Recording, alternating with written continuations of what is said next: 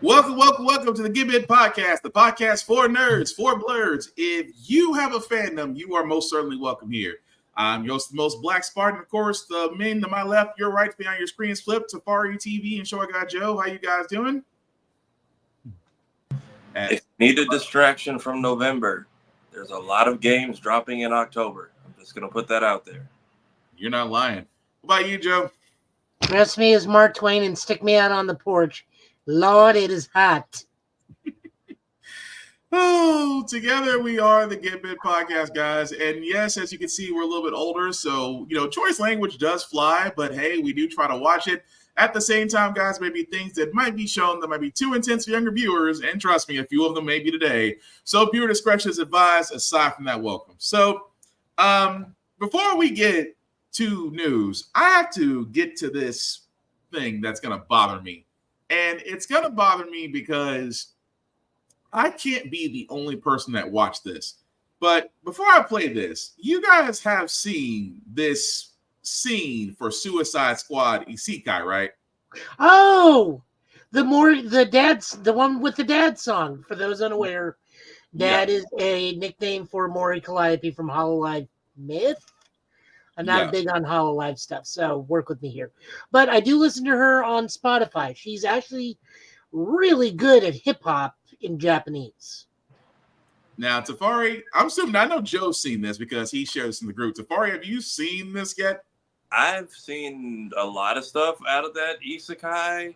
Mm-hmm. None of it that's connected to whatever the previous thing I saw is. Like, I saw Amanda Waller getting down in the intro apparently is now a thing. So this is the ending. This is it. This is the ending thing. I have not seen this. I thought we were looking at I thought AI generated a bunch of sorting hats from Harry Potter. I didn't know what was going on here. Oh no. It gets worse. I'm just gonna play it.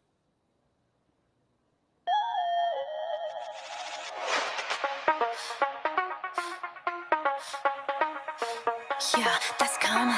Yeah, get down. Shit made, I'm a superstar. Stay same, but you rock with it.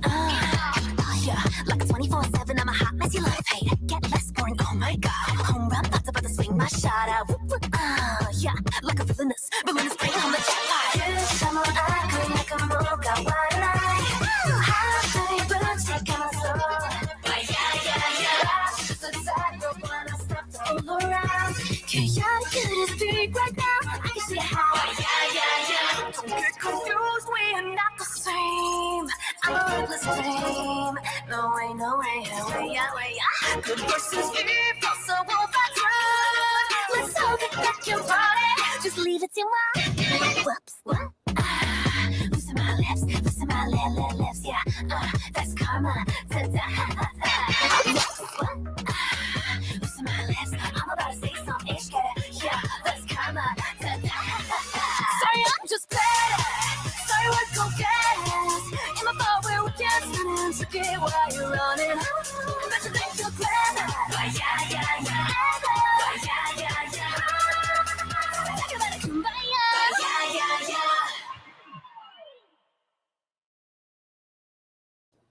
So, yeah. I know it was one of you two that had this on your bingo card. Fess up now. No, It's going on my bingo card for the end of the year. this was I'm nowhere so serious. Where's my list? It's on my computer. This was nowhere near. I'm not even gonna lie. This was nowhere near what I had in mind for this year, and I had a lot. Right under Dr. Disrespect. Okay. Yeah, I don't know why I want Kira to weigh in on this, but I really do. Oh, trust me, if she's not already making her way here to watch this, I'm pretty sure she'll bring that up. But realistically, yes, that is the ending outro for Suicide Squad Isekai. Really quickly, I don't really have a lot of faith in it because I'm not sure where they're going with this. Like me and Joe called it a while back, they were going to tie this in with the absolute power run that's currently going on with DC right now, which we'll get into that. We did call it, Joe, that they were going to tie this right in. They're going to make this run right along with it. I don't think this ties in. No, it doesn't tie in. It runs along with it. They try to do it as a package advertisement deal. Oh, that's what you mean. That's what you mean. It's like, yeah. Here's the thing. I will watch this because I do want to see what John Cena is going to be like as an anime character. Because I do think he is doing the voice work. You know what? If he is, I'll give it a shot. If he is, I'll give it. I mean, that'll be the You only can pull saving up the cast. I am honestly curious now. See if you can pull up the cast. Yeah, I'll try it. Let me see if I can find it. Because if he is a part of it, I will really, really be surprised. But he is not. Do they have a dub cast, or is it just? Hang on.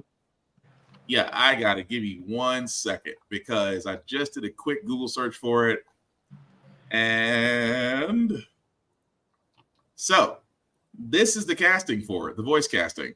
So, unfortunately, Peacemaker is being played by this gentleman. Is being voiced by this gentleman. So, No, that's a Japanese cast. yeah. Oh, you want the English cast? I was curious if there was an English cast because based on the opening and ending, There's got to be a dub. I mean, have they announced it yet? Because I found out Go-Go. That's a good question. We're 11 episodes into Go-Go, and they just slapped one together like a week ago. Well, let's see. It has not been announced yet, but I guarantee you they will do a dub. Yeah, I'm pretty sure they would have to. I'm sure they will, but just right, they're going full send on the anime vibe for this. Yeah, I'm not seeing it. So I'm assuming that, like you said, Joe, there's probably going to be an English dub cast coming out soon. You found it? No, I didn't find, but apparently this is on Hulu right now. The first 3 episodes. I'm scared to watch it. I'm kind of a little like, I don't know if I really want to give it a shot, but and apparently the Michael Jackson dude is Clayface. I mean, if you're gonna, there's. Let me leave that alone. Demon Slayer might have a problem with that. Demon Slayer may have a problem with that. Safari was like, I'm out. Safari said, I'm out. I will always use this joke. I have not seen that hard out since Billy D. Williams. Dang. You know what? I gotta go. You know what? I will probably watch 1 episode, just sit there and say next week that I gave it a shot. But speaking of things given a shot, we do have some other trailers. I might as well get this one out the way because Batman the Caped Crusader. We talked about them announcing the cast last week. We're actually getting a trailer for it on Amazon Prime. If you haven't seen it, this is what it looks like. Asking the question on everyone's mind these days, what do you think about the Batman? I'm frightened. This whole city's gone to hell in a handbasket. Well, he's breaking the law, ain't he? So they ought to catch that freak and lock him up. I won't say it's going to be easy, but catching criminals is what we do. So this one dresses up like Dracula, so what? We're going to take him down. What do we know about this Batman? He's been beating the tar out of muggers and dope peddlers out there the last few weeks. He's mostly been seen at night driving that hot rod of his 100 miles an hour. And now he's even attacking our brave police. Nice car. This man is not a hero, he's a criminal. And his time in Gotham is up. Mischief afoot, sir? 3 explosions in 2 weeks. Peculiar. There's something more going on here.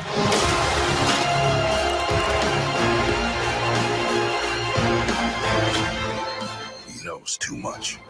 He's an itch that needs to get scratched. The Kings don't run this court anymore. The Jester does. Bang! Look out! We could be looking at an all-out gang war on the streets of Gotham. This is a losing battle. 100 other monsters will show up to replace anyone you take down. Probably. But now they'll all know I'm coming for them.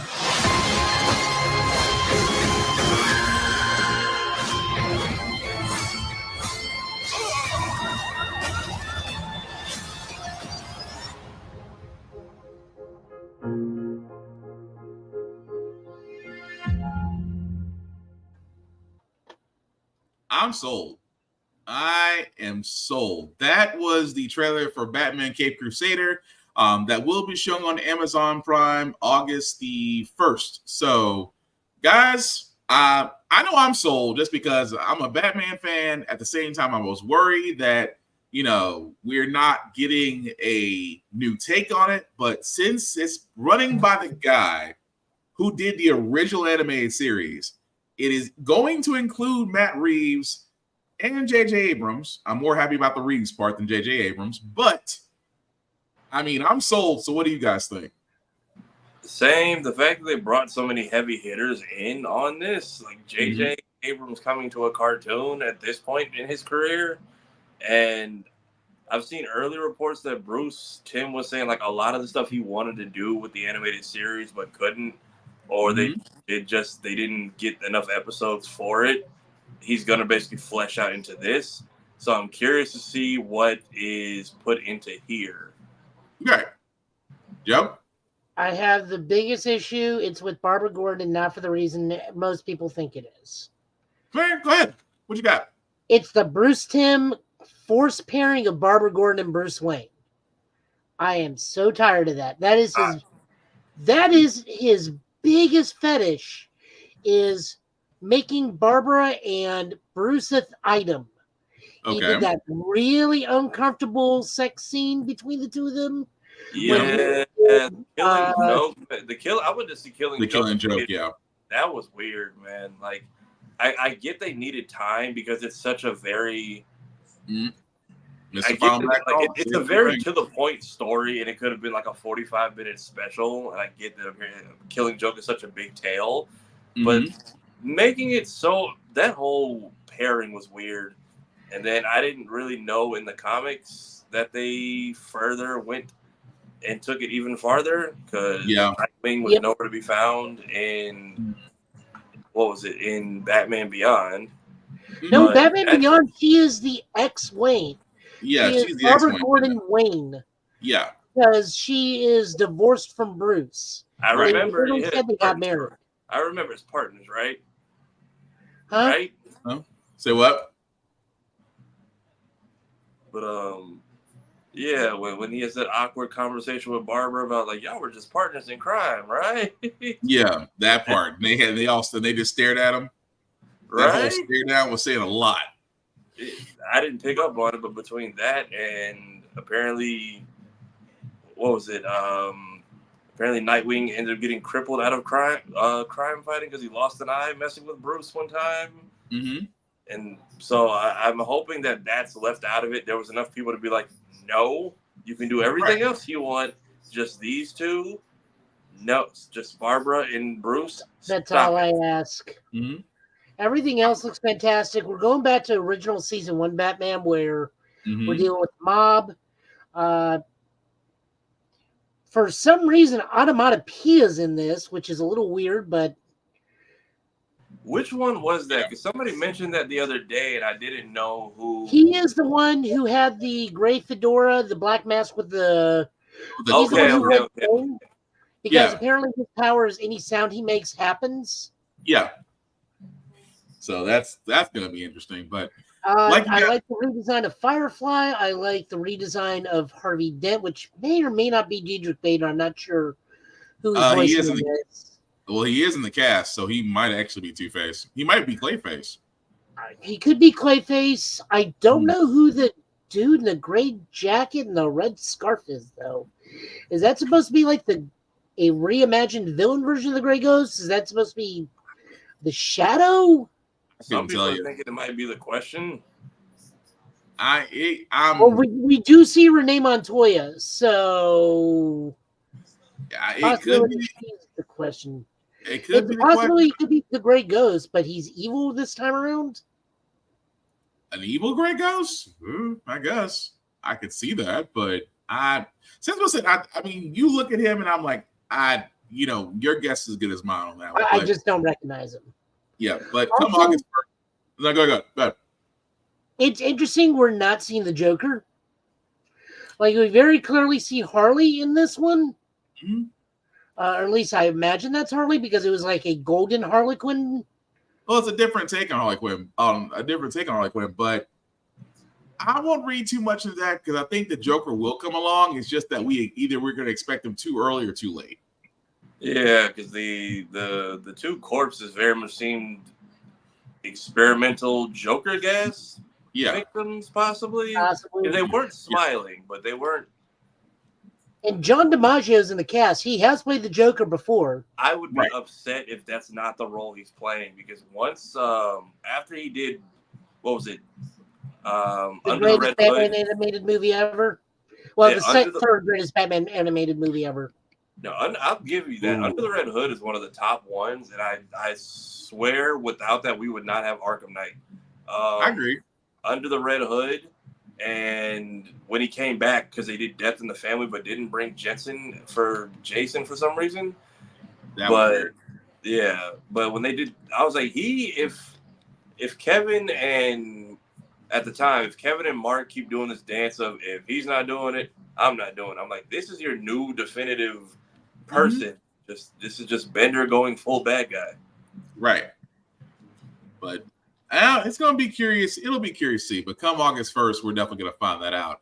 But sticking with DC, because we do have some, Master Phantasm. Yeah, that was a good one too. That was a good one. Now that I'm older, the whole Bruce side of that movie was just a little weird. Not even weird. Just the fact he feels bad because he's like, I could be happy with this woman. I'm letting everyone I love down. I'm like, God, this hits heavy. Emo Bruce. I didn't count on being happy. Right, and then emo Bruce. That is emo Bruce at his finest. Is what that was. And then they brought the Phantasm Girl back for what was it? It was either Batman Beyond Epilogue. Batman Beyond, Justice League Unlimited, one of those two. Yep. But I do want to stick with DC for a second because in Gun We Trust, because we do have a couple of gun news items. Palm Clement, please forgive me if I destroyed your last name, but also you've probably seen her many a times because she basically played Mantis in Guardians of the Galaxy. Says that she is in talks with James Gunn about portraying a certain specific character in DCU. We've said this before on the podcast. Anybody that's worked with James Gunn, more than likely on the Marvel side, is probably more than likely going to wind up on the DCU side. We keep expecting Mr. Drax, also known as Dave Bautista. We do know he's playing a role someday in a James Gunn DCU movie. But now that we see Palm, who also was known as Mantis, did say she's in talks to play one specific character. Let the speculation begin, but let's be honest. So many I can think of. But let's be honest, though. We've seen it to where every actor or actress that has worked with James Gunn has sat there and said, we'll have no problem working for him again. So are we just basically going to see a whole bunch of people come over? And also, and Mr. Filemax already beat me to it, who do you see her playing? Although Mr. Filemax says Lady Shiva, maybe. But thoughts on that, guys? I can see him, as we are getting so much of the Superman cast revealed, where he's just making the JLI. Yeah. She could probably be Ice. Which means we are going to have Nathan Fillion constantly hitting on her as Guy Gardner. I can see that. Or we could have her be Poison Ivy or Lady Shiva, but it's just one of those one specific character. It's James Gunn. We already got most of the JLI here. She's got to be Ice. It could be Ice. I can see that. But Tafari, any guesses? I was gonna say Shiva or Ivy, but she could also, I don't know, she could easily. The fact that he's leaving the door so wide open for everyone, I've been saying, I feel like My Adventures with Superman is an animated version of what we're getting from him in live action. Very much, you can just throw whoever. At this point, she could be Vicky Vale visiting from Gotham for all I know. But James is the superhero version of Adam Sandler. Everybody's gonna get a job as long as you stay out of trouble. I'm so dumb. What do you think of, Joe? Oh, no, wait, Renee Montoya. No, that wouldn't work. Because she is Chinese French. So. Okay, well, I'm kind of with Final Max on this one. I see Lady Shiva. I could also see Ice. I could see her doing Knockout. I could see it can go several different ways. I'm gonna be honest. And this is the kind of stuff I love because she can play a number of DC heroes. She can play a number of DC villains. Right now, because she's in talks for it, I'm just happy. I'm just excited to see that, Gunn is really expanding the DC universe. So I'm all for it. We're just waiting for the eventual Dave Bautista playing Hugo Strange in a Batman movie. Let's just be honest. It's bound to happen. He has the perfect. He could easily pull the look off. Yeah, I can see him doing that. But other James Gunn's news that me and Joe are definitely happy about. He is, and this comes directly for all those that are wondering. This has come directly for James Gunn's Instagram, that he is excited to announce the official green light for DC Studios' Lanterns, which will be an 8-episode slated series. As you can see right there, will include Jon Stewart and Hal Jordan. According to James Gunn, this will be a darker storytelling of the Lantern story. So I'm all for it. Just because, number one, it's about goddamn time that we got Lantern, that we actually got a Lantern show, that it will be showing on HBO, will be showing on Max now, I guess. And the fact that you're going to be including Hal Jordan and Jon Stewart, and the fact that he's directing it, I'm sold. But Joe, any thoughts on that? Because I know from the other side, of Lanterns, I know you got to have an opinion on this. No, I'm not going to be petty on this one. This one's too much of good news.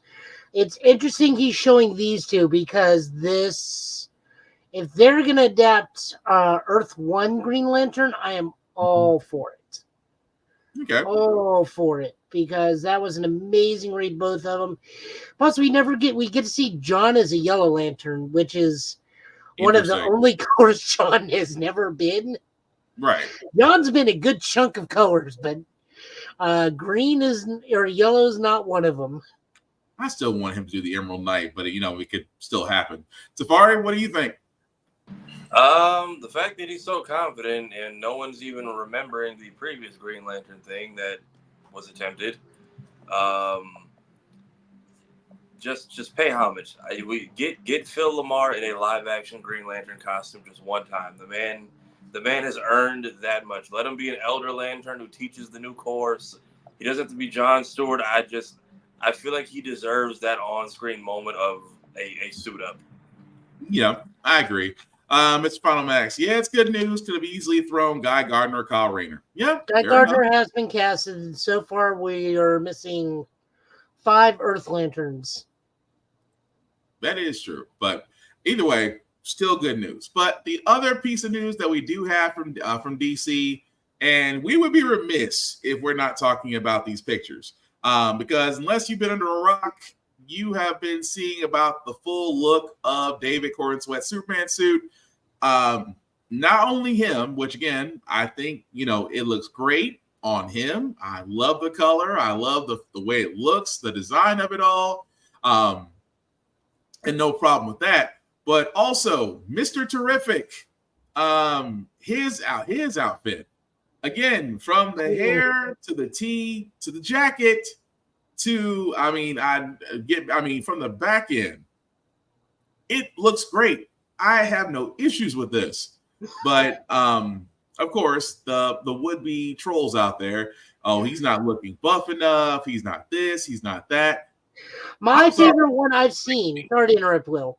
I did see one where someone cut to this, and some random person's like, he looks a little political. He's not. I think you should bring more sexiness to it. It's like, lady, you have just outed yourself to have never read a comic in your life. Right. But the fact that he and Mr. Terrific both look great, I've got no issues with it. I really do not. And then also there's some pictures of Lois Lane, although it's her and Perry Ellis exiting a craft. But again, it looked great. I cannot knock it at all. But like I said, you're going to run into people. And I'm sorry, Safari. I didn't mean to ignore you. What did you think of the pictures as well? Oh no, James is completely showing off. He is doing this in broad daylight on purpose. He's like, y'all are gonna see it. It's gonna be great. I have full confidence. Trust in me. It's silence non-believers. Yeah, I mean, I'm just looking forward. Yep. Yes, we are. I mean, I think I think I can speak for everybody. I think we're all happy we got Mr. Terrific, and it's comically. It doesn't have to be comically accurate, but it's comically satisfying. I'll put it that way. What are you gonna say, Joe? I can sum this up from the Professor Frank phrase from an old Simpsons episode: "The colors, children, the colors." Right. I mean, I am definitely not knocking that at all. We finally have blues and reds and yellows, not navies and grays and mud. But it's funny that you speak of blue and red and yellow because that kind of goes into the trailer. Because I said this before the podcast started that we cannot have anything when it comes to Deadpool Wolverine. Oh, I thought we were going to discuss the massive controversy with the Superman costume going on. I've been saying that suit. I'm sorry. Yeah, go ahead. I've been saying that suit is giving My Adventures with Superman. Like, there's too many similarities for these cartoons not to be replicated. I wouldn't be surprised if there's some Batman news that is very reflective of whatever we get out of Caped Crusader. In fact, I believe Demetrius actually put out a video discussing this too, briefly, on why the suit looks like it does. Yeah. Yeah. So a lot of people were very upset that this suit has. We can show a picture of the suit again. Yeah, I'll bring it back up. Go ahead. There's a lot of back and forth, as normal, because everybody has Doctor Who syndrome. With we hate it, it's different. This isn't what we had before. Eventually, we'll get around to it's cool and whatnot, because a lot of people are very upset that they're seeing this loose on this actor. That it folds, that it is baggy in some spots. And then are showing pictures of Tyler, I have no idea how to pronounce his name, from The Adventures of Lois and Clark. Yeah. And showing Henry Cavill. And I don't know if it is them not understanding that is like they have like full lacquer suits, which are very, very taut, carry a lot of tension, and will always stretch with movement. Whereas this one looks more cloth-based and definitely padded in areas to where the actor has more range of movement. Yeah. Better for action shots. I believe Demetrius even talked about this. I forget what he says, but like there's a reason this suit looks like this is because this is with the standard camera. There's no lighting no light correction, no editing, no cinematography done. It's just like effects, getting on his mark. Yeah, practical effects, which again is fine. Some people just want to complain. I have just chalked it up to some people have it in their mind, this perfect outlook, and not accept the fact that there are just some things you can do in imagination that you just can't do in real life. But that being said, though, it still looks great. I still love the look. I love the fact that there's a little bit of that. There's more realism than trying to be this puffed up version. Now, don't get me wrong, because the Superman we know is a jacked dude, and of course, it's like, well, he doesn't have the same muscle that Cavill has, or Tyler. You need to understand, Corn Sweat is bigger than Cavill could ever hope to imagine. Right. I mean, the guy's what, 6'4", 6'5". Cavill's 6'2". So I mean, yeah, he's bigger than Cavill, but again, I see no issue with it. That's why I always he's got the Christopher Reeve symbol on the back of the cape. Yeah. So I'm like, I don't see an issue with it. I just think that some people just complain to complain. That's just me. I mean, that's what I get out of that. Some people really just complain to complain, but I swear if I see one thing about Mr. Terrific, I'm pretty much going to troll that person. Now, the other problem, and this is an age gap scenario. This is not them criticizing differences. Some people are very confused why there are red trunks. Really? It's like, why is there red trunks on Superman? Cavill didn't have trunks. And I'm like, My sweet summer child, you are too young to understand the days of the past. That one I'm not upset with because I can't do anything if they're younger and their first Superman comic may have been New 52 Superman. That's not a bad thing. That is not on them. That is our age versus them.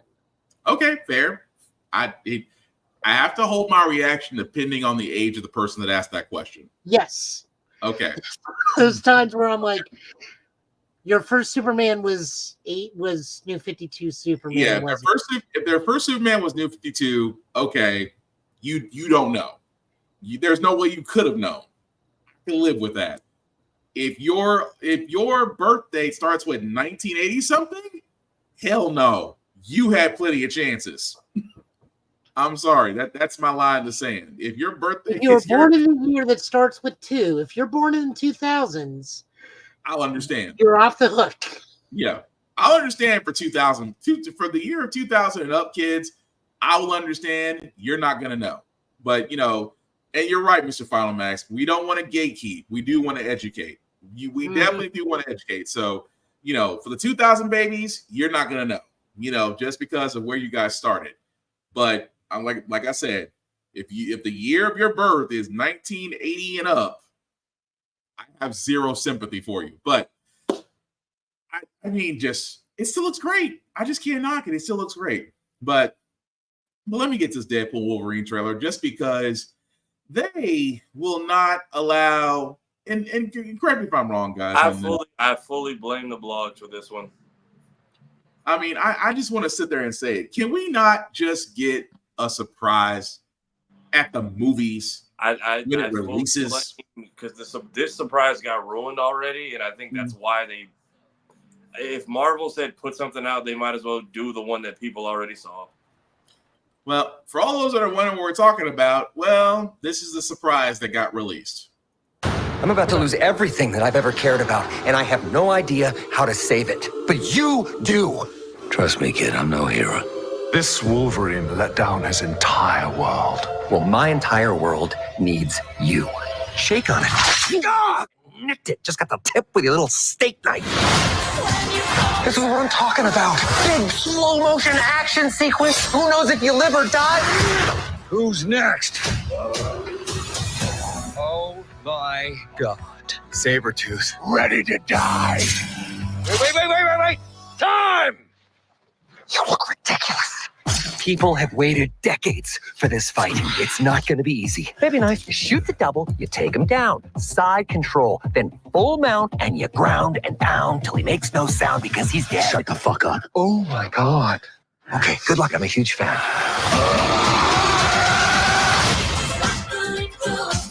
Rated R.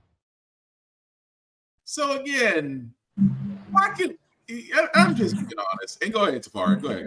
I saw the set photos of the fight and what happens before, after, and so on. And first people that posted was New Rockstars, and people were just like, "Yo, like a heads up or a slide one spoiler on the next picture." And the caption was just looks like so and so's back is blah blah blah for this character, and it's in the scene following they're going to XYZ, and I'm like, why would you post that?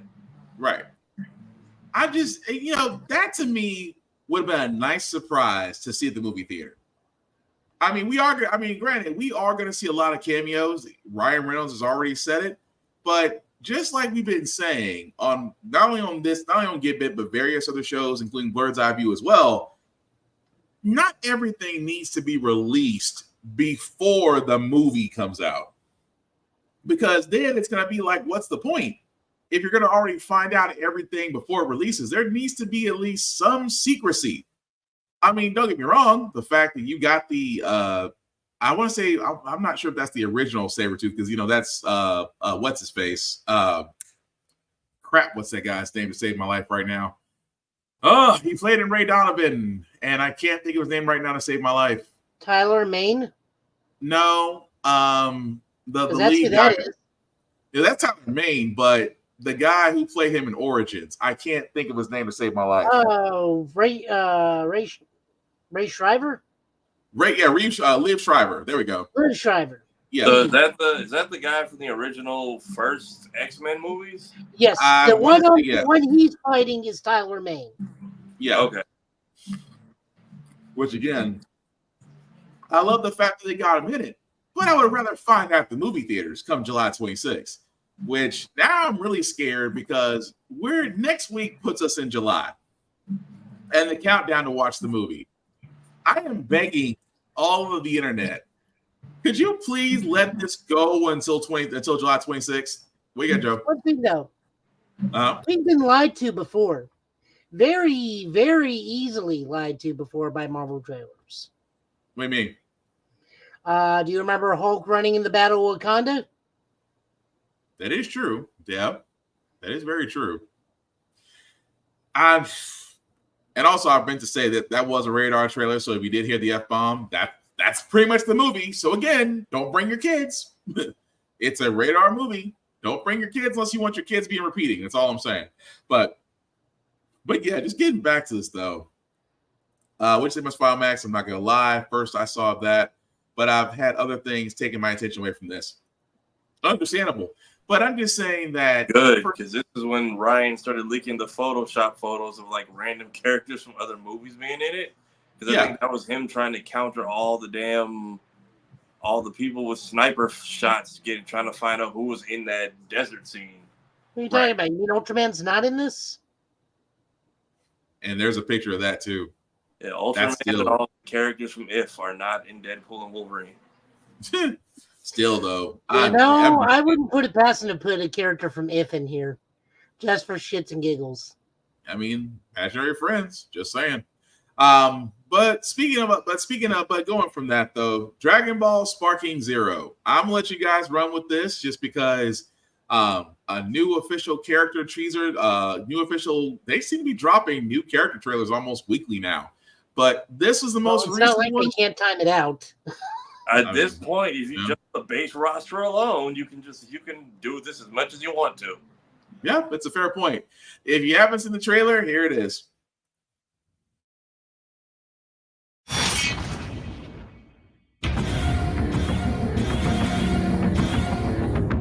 Vegeta, let's do this! I am Super Vegito! Challenge accepted. Come at me!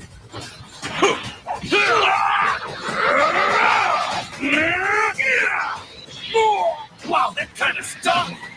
No mercy. Justice is absolute. Everybody is counting on me. So, you're my opponent, huh? Here I come! Hacha! You're gonna have to do better than that! You're very good. I'll help you, Rosie. You are powerless before my love. Huh? After all this, you really think I'll surrender? Man, why am I gonna do all this fighting stuff? No one will be able to stop me now!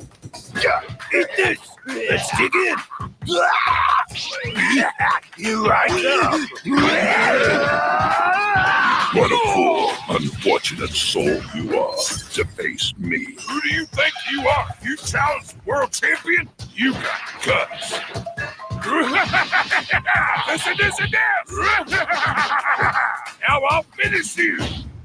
Huh?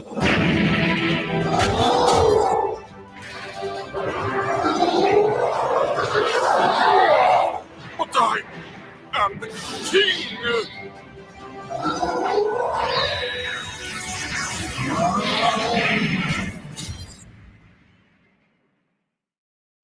Something about this feels completely different. I think I'm slowly starting to get the hang of this. Once I defeat you, I shall achieve the very pinnacle of strength. And now you will taste my blade. Not bad. Want to see if you can keep up? Bet you can't. Rejoice and praise be. Together, we shall achieve the very pinnacle of radiance. Let the wrath of a god sink in. This is the end for you.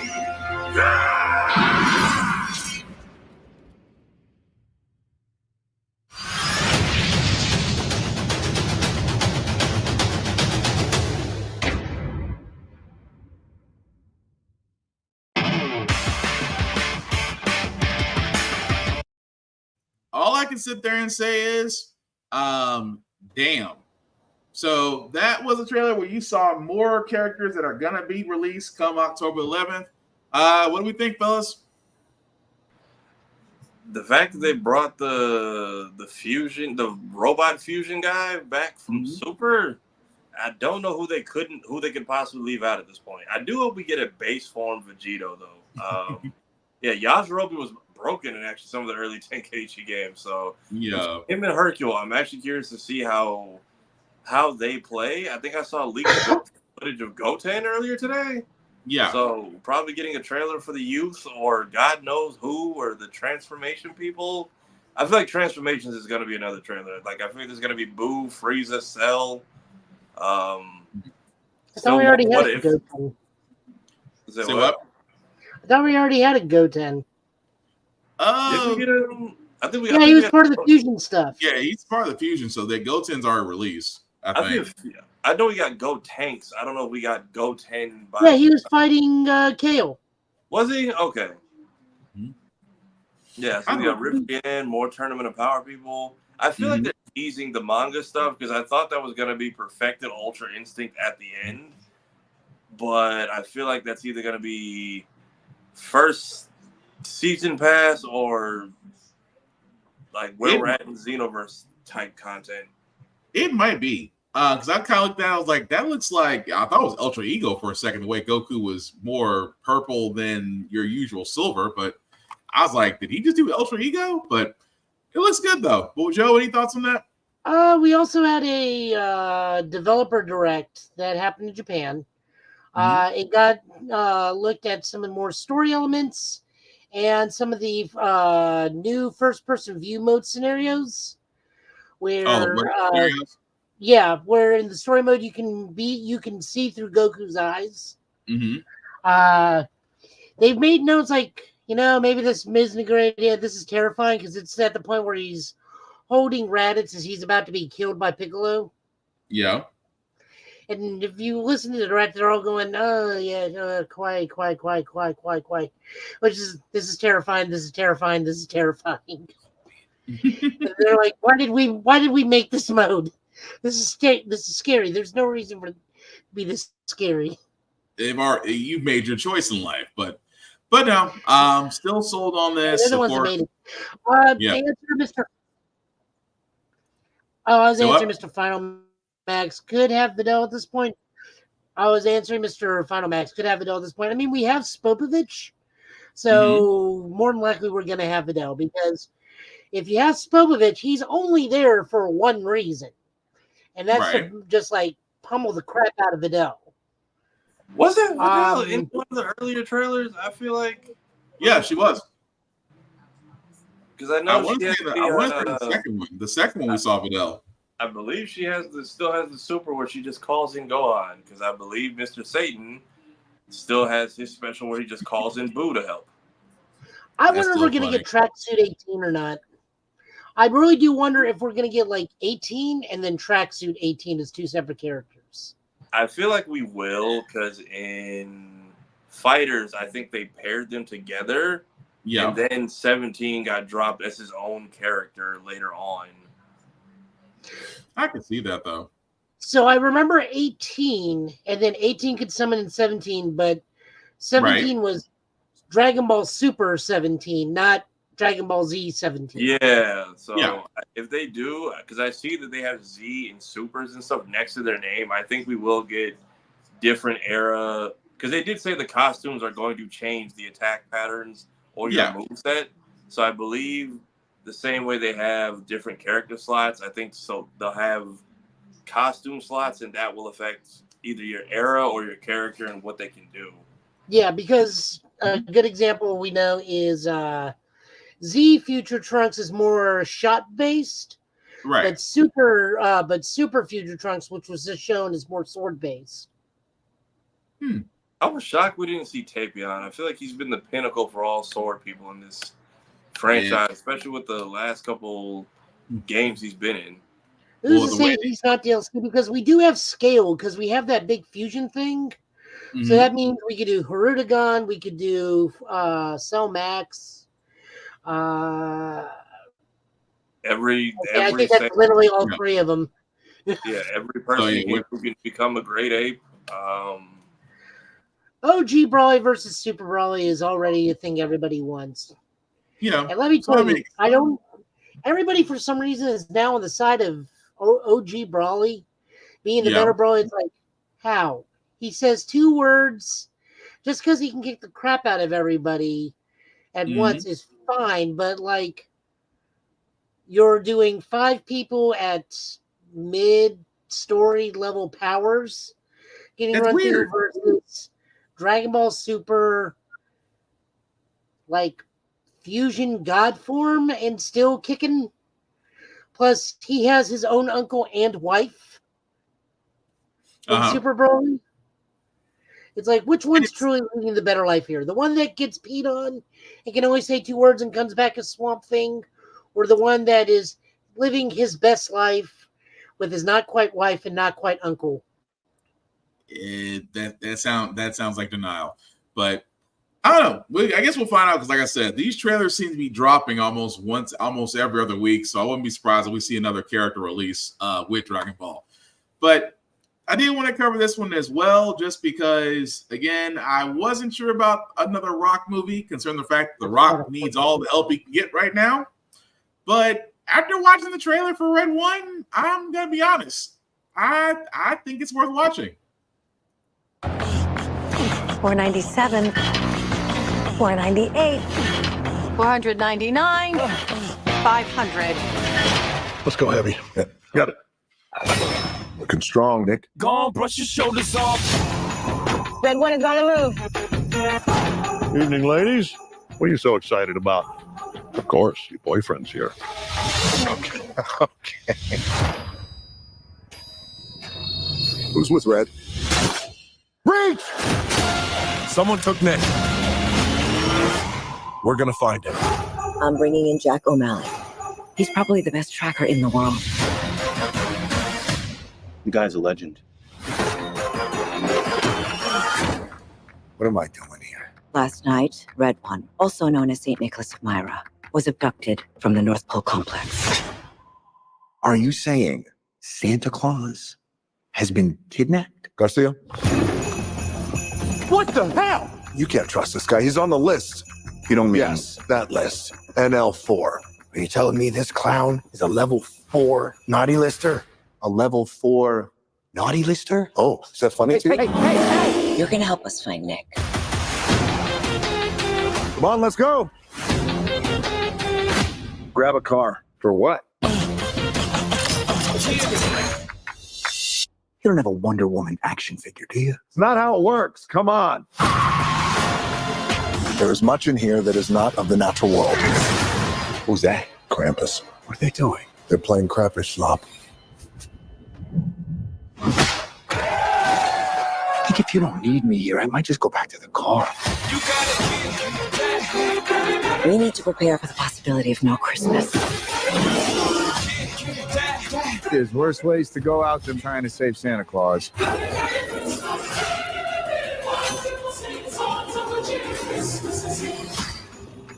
We got snowmen!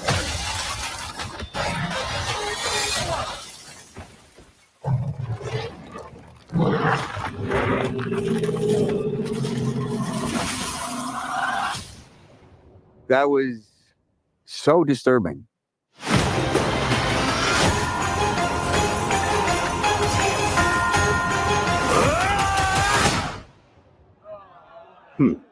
Interesting. My turn! Oh my God. Is my face still there? Yeah, you look good.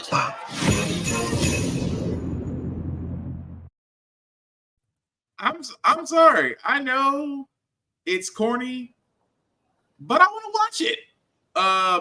As you can see, guys, that was the trailer for Red 1. Comes out November 15th. Outside of a juiced up polar bear and snowmen that remind me of old boy from Clay Fighter from years ago, I want to watch it. What about you guys? What you got, Joe? Oh, no, I'm letting you take this one first. I mean, same thing I said before. not competing with the Christmas Sonic supremacy. Smart move, Mr. Rock. Also, J.K. Simmons is Santa Claus and not swearing. It's just, I'd be surprised if he does minimal talking in this movie. That would just be so out of character for him. Also, does the snowman remind anyone of the old Frosty horror film they used to play on HBO like late at night? Yeah. I was thinking one from Mad TV. I was thinking about that skit. I was thinking about that one from Mad TV. But yeah, it's stupid fun. I can't say it. What West Max? Yeah, this weird red one movie might actually be hype. Krampus Slap is immediately something to look forward to. You ain't lying. They made this. They took. If you don't know what that, if you've been under a rock, you've probably seen those slap competitions on social media where those guys lay people out. And I can only imagine in Krampus Slap, that's going to be fun to watch. But yeah, The Rock may actually have some salvation on this movie because, you know, he'll never live down Black Adam. Let's just be honest. That's going to be a forever stain on him. It's Jumanji, just Christmas. Yeah. I can see that. I mean, but again, I think it's cool. Would I go watch that movie theaters? Yeah. I mean, let's be honest. You can add this to the holiday list of movies that you should be watching. We're up there with Die Hard. But I digress. But you okay, Joe? I'm just tired. My biggest worry about this is, since we've already seen the Flaming Pumpkin and the Headless Horseman, is that they're going to try to establish some sort of universe with this. Mm-hmm. So that's my only real big concern with it. Everything else looks great. I'm also wondering if Santa can bench that much. No problem. J.K. Simmons. He let himself get taken just for the fun of it. I still laugh about the fact that J.K. Simmons is just that guy, Mr. Jonah. He wears so many names. Mr. J. Jonah Jameson. Pictures of Rudolph. Just Commissioner Gordon. The man wears many hats. Don't forget, he's the favorite son of Aang the Avatar. That's true. So it's just like I said, November 15th. It's gonna be nice to watch. But I got 4 kids. But with that being said, we do have some video game news. Some may be good, some may be happy, depending on what side of the world you're on. Capcom did announce their Capcom Next event, which will actually be July 1st. Will be basically surrounding 3 games: a new Dead Rising Deluxe remaster, Kunitsu Gami Path of the Goddess, and Resident Evil 7 Biohazard, which will be now for the iPhone, iPad, and Mac. I'm gonna be honest. I'm really surprised about this. That for the next showcase, I guess, if you will, because we're not too far off from Summer of Games that happened from Microsoft, from Ubisoft. I believe just a little over a week ago, we had the Nintendo Direct channel. And now Capcom is now doing this showcase. Don't get me wrong. The one game I'll say I'm looking forward to will basically be Kunitsugami, because I really do like the aspects of that game and I really want to see how it plays. Resident Evil 7, I'm going to be honest, I love it. I believe that really did bring a whole lot of people back to Resident Evil after 6 was horrible. But Biohazard, which eventually led to Village, both, in my opinion, both very solid Resident Evil games. Dead Rising, I'm going to be honest, I haven't played Dead Rising since the original. Some people like it. It's not my cup of tea, but if you're a Dead Rising fan, then you'll be rejoicing, because this is basically Dead Rising 2 that's being remixed, that's being remastered, not 1. But again, I'm not knocking this. I was kind of hoping Capcom would give us other news, considering the fact that the Marvel vs. Capcom Fighting Collection was announced. So, I mean, I'm not disappointed, but at the same time, I'm like, there are so many other games Capcom I want you to do, but this is what you tried to come up with. But Tafari, any thoughts on that? Same. I've never played Dead Rising. I know it's got a very core fan base. If you're not into it, you're just not into it, but there are people who will buy it. Curious to see how Resident Evil runs on phones and iPads, though, because that's gonna be a battery burner. But I feel like these are geared for So I know they sell a lot of those, like, what are the backbones and stuff now, and I feel like I don't know if they even make those to fit iPads or if they extend that long. There is. The funny part is there is a backbone for iPhones. Oh, I know it's for iPhones. I'm saying, but iPads, which are wider, I don't know if they can extend that far. The funny part is there's a Razer product that Razer's kind of taking over there because they did a backbone-like device that's supposed to fit iPads.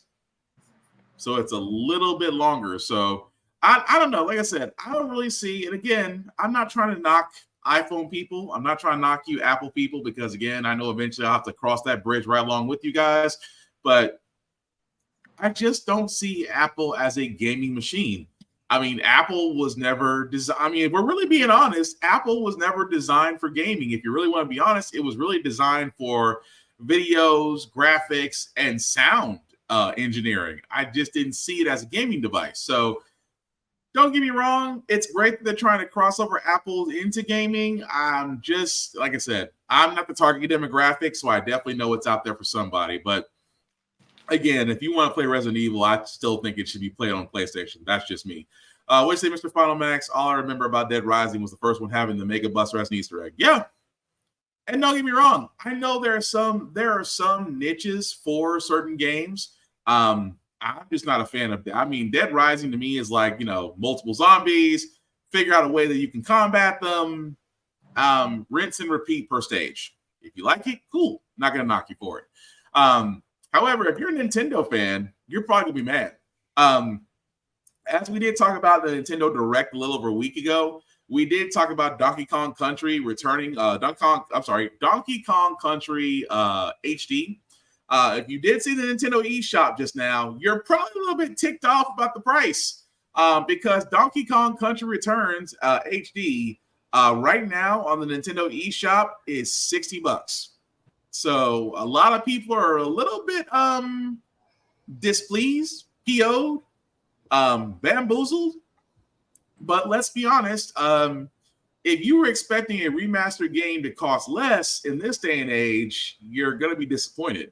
Honestly, $60 is going to be the price tag for a lot of games outside of maybe a handful of games, like different from Helldivers 2 or different from the original Deadpool way back on the Xbox 360.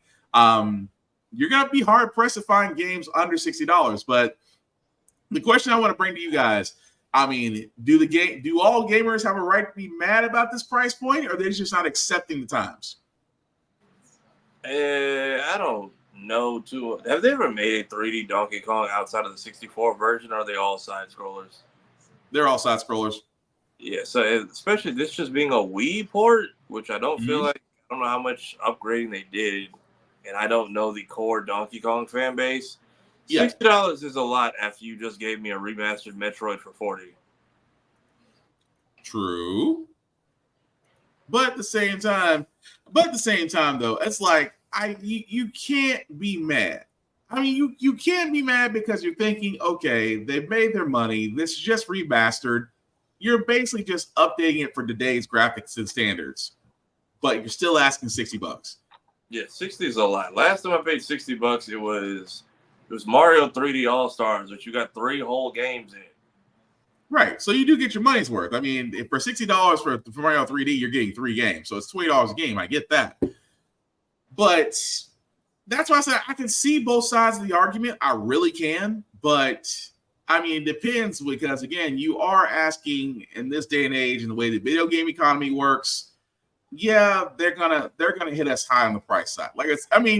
Just like when Nintendo announced that Tears of the Kingdom would be $70, and everybody's like $70. I'm like, yeah, if you want to play it, or you're gonna be waiting forever and a day before Nintendo cuts down the price, or you get lucky enough to find a used copy somewhere outside, because I don't know, on GameStop, or maybe your mom and pop's hole in the wall video game store may have it for less. But let's be honest, that's the going rate for these games now. So, I mean, as much as I want to be angry about it, it's either you pay it or you wait a good year or year and a half, I guess. Or if you're like Suicide Squad, Kill the Justice League, just wait 3 days. Price comes down tremendously. Rest in peace, Arcane Studios.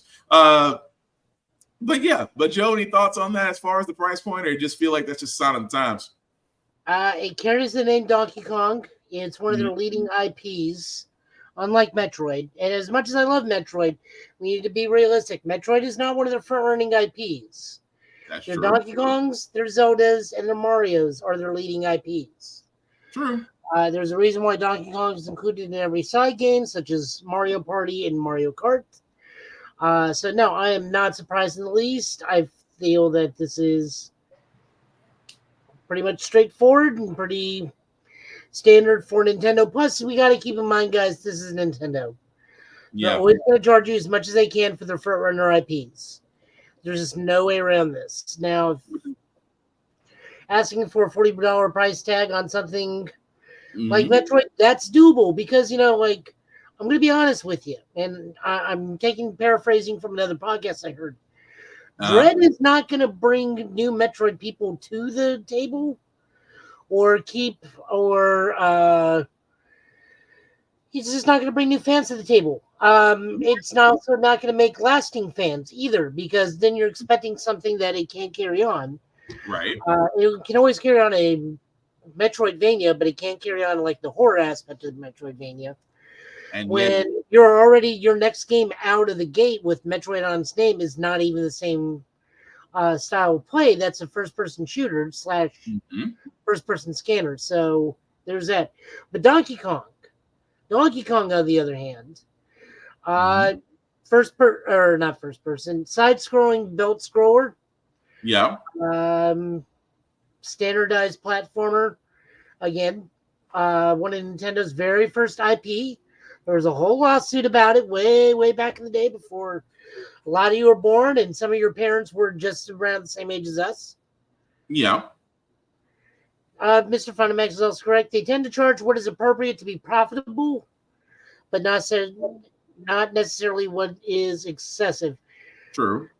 Not true, because Nintendo was the only one that made a Japanese card game the first $70 game on the Switch. It was not Breath of the Wild. It was Cardfight Vanguard Deer Days. Okay. That was $70 for a Japanese card game that in Mexico went for $24.99. So, but that kind of goes back to region, though. That sounds more like you're going to get more out of one region than you will out of the other. So many Mexican accounts were made that day. I mean, hey, if you find a way around it, you find a way around it. But yeah, I mean, don't get me wrong. I get the whole thing on both sides. Does it feel like nickel and dime? It does. But let's be honest, the only way you're gonna actually get video game industry, you're gonna get video games companies' attention is what you buy. But America is not the only market out there. So even if everybody on our side of the pond decide not to buy, there's still the European market. There's still the Japanese market. There's still Australia. There's still other areas that are just as big as ours. But again, I'm going to digress on that. But a couple bit more news before we get to our comment pool, guys. I know it's been a while, but Netflix's One Piece. Kira must not be on here because she would be saying One Piece is a cult right now. But there is some news for season 2, as we did find out there is some casting for the next season of One Piece. These are the actors there. Callum Kerr will be playing Smoker. Julia Raywald, I apologize if I destroyed your last name, will be playing Tashigi. Rob Coletti will be playing Wapo, and Tai Keogh will be playing Dalton. Again, I'm not really thrown off on this because Netflix's One Piece, in my opinion, did do very well. I think they did represent the Straw Hats really to the point to where I want to see what they do next season. So how do we feel about these next characters and the casting behind them for season 2? Didn't they say Jamie Lee Curtis is going to be cast as Dr. Kureha?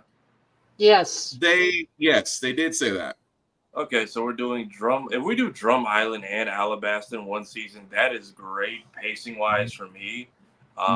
Curious to see how they handle, because we already got a little bit of, what is it, Baroque Works, whatever Crocodile's crew was called. Yeah. Yeah. Yeah, that's right.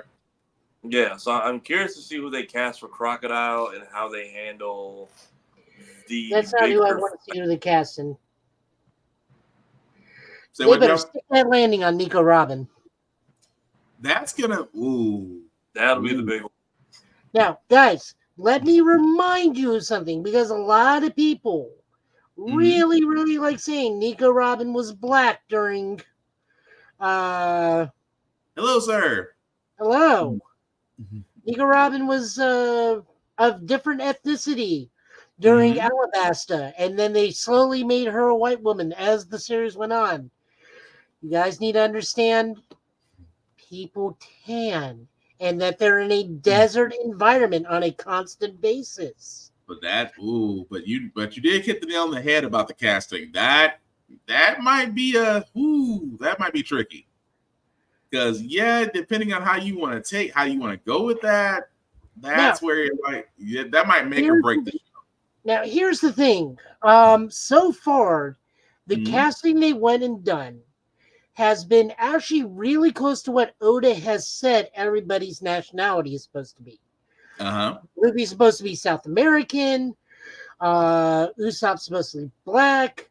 Zoro's supposed to be Asian. Nami's supposed to be something. Whatever. North Pole for Usopp, for Chopper. I believe Nico's supposed to be Norwegian or German. Let me Google that real quick. I have to go back and research that one on that one. But, I'm not against it. Like I said, when it comes to certain characters, I think they hit the nail on the head. Robin is supposed to be Russian. She's Russian? Okay. So I'm not against this casting because I want to see Smoker. Smoker's kind of one of my favorites. But yeah, I got no issue with this. But Tafari, any thoughts on that? Are you just as if we're doing Drum Island, I'm so curious what we're going to do for Chopper. Because that's going to be Robin's casting, yes, because she's a fan favorite, but how are you doing Chopper? That's going to be the biggest question. Chopper will be. How adorable can you make him without it being terrifying? That's gonna be. That's gonna be something else. I'm gonna be honest. I mean, I want to see it, but it's kind of like, how do you do it? That's gonna be the question. First Prize is a good question. Didn't they also cast? Have they casted Ace yet? Let me look. I was about to say no, but let me look. But even so, Ace is a quick cameo in this arc, so I would be curious if we get him for more than one scene. I mean, he's a quick cast, but he's still. This is his introduction, so yeah. 1 second, because I want to say yes, and as of now, no. As of now, there's not a confirmed casting. I had to look. They're still talking about who can play him, but no, there's not a confirmed casting yet. But still, I mean, again, that's gonna be another one. That to me is still gonna be another one of who do you get? That's the thing about it. Actor. Could be a brand new actor like Luffy.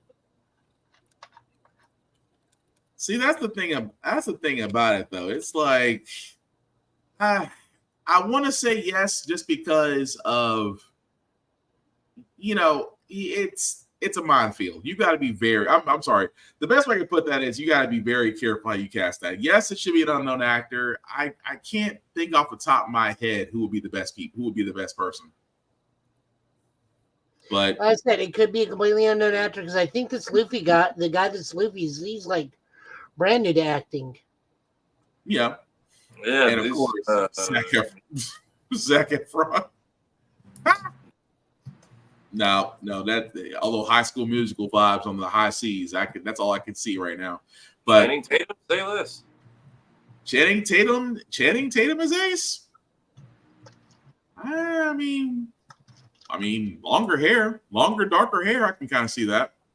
I can kind of, but no. But let us know in the comments what you think, guys. Like I said, with season 2, which I think they're still kind of mid filming, so eventually we'll be seeing season 2 on Netflix. One Piece. If you haven't seen it, the first season is out there for the world to see. So hopefully you guys do. But before we get to our comics, really quickly, I did want to cover the Acolyte and the boys, so I will start with the Acolyte first. Darth, what do we call him, Joe? The guy with the Smiler-Ren. Smiler-Ren. Okay. So yes, if you're wondering about, again, we are going to go into details about episode, I think this is now 5 of the Acolyte. If you have not seen the episode and do not want to be spoiled, you may want to mute us for the next 2 or 3 minutes. So you've been warned. But fellas, the latest episode of the Acolyte, Smiler-Ren had hands, and apparently the Jedi have secrets. But what do we think of the episode? Very much a good. I feel like we're getting a good balance where one episode is going to be action and the following episode is going to be all backstory. And I feel like that's just going to be the case for the odd and even episodes.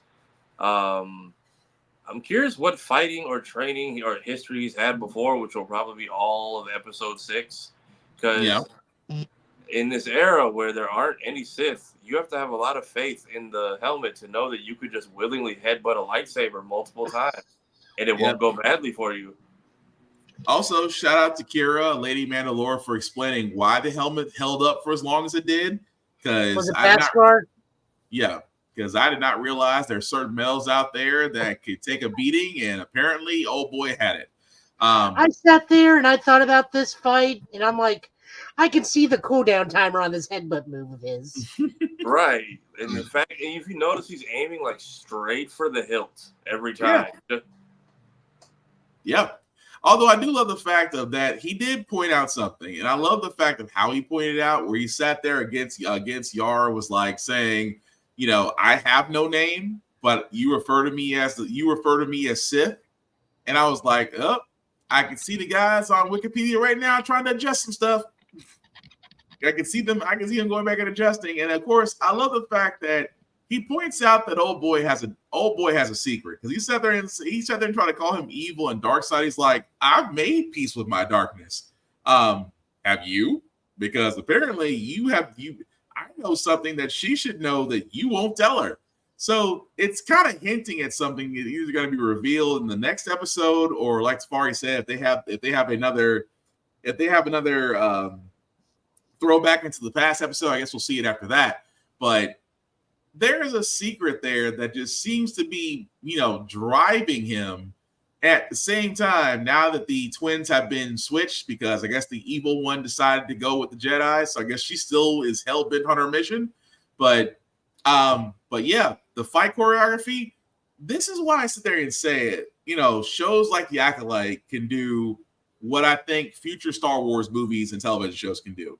Not every fight has to be a lightsaber fight. You can have a lightsaber fight, that's fine, but good old hand-to-hand combat done with the right fight choreography and stunt team makes it a great episode. At the same time, damn, that's all I can sit there and say. Old girl got shish kebab 3 times. Which that was my thing. I'm like, she's great with dual hand combat. She just can't defend against it at all, apparently. I also didn't like how fast I get it. He can take on the higher ups, but I don't like how fast we just threw Jecki and Yord away. Like, it feels like they were set up to be these important characters, and now we have to go 3 episodes of them just being in a pile. But at the same time, that's what made me think of, we knew there was going to be some body counts dropping in this episode. I mean, just how it was set up, I didn't think it would be to the point to where, the 1 versus 5 just only 4 Jedi actually had names. Well, yeah, but as quickly as they had names, they kind of got 86. So it's like that was just him. Like, the neck snap was nice. Dude literally had like his saber. the dude's lightsaber literally comes apart and he has like a saber dagger. Yeah. Those were not long emitter beams.